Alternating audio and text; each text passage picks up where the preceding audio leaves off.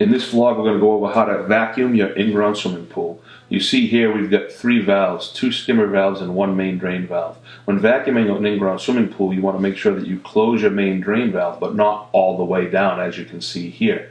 We're going to close the main drain and then release it up a little bit so there is a little bit of water flow through it.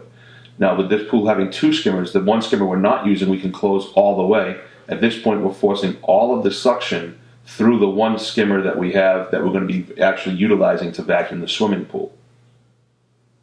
Okay, so now that we have our valves in the proper position, you can see we have our telescopic long pole, which is what we hold. You can see the vacuum head connected to that telescopic pole through 2 grooves in the bottom.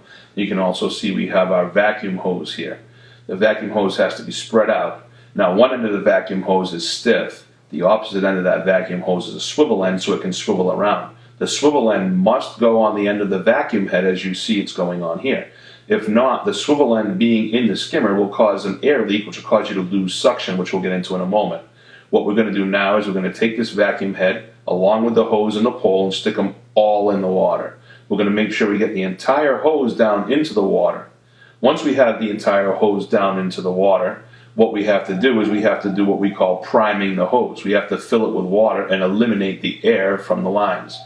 We will do this by taking the end of the vacuum hose and sticking it in front of one of the jets in the pool that shoot the water back into the pool.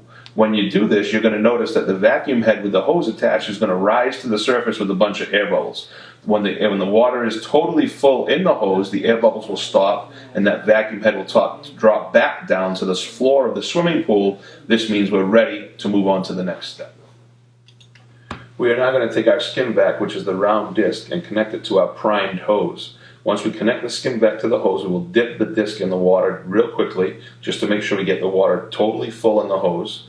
Then we're going to take it and we're going to stick it into the skimmer. We're going to hold it in place for a second to make sure that it creates good suction. What you've done now is you've taken the water from the skimmer suction to the floor suction, and you can begin vacuuming your swimming pool.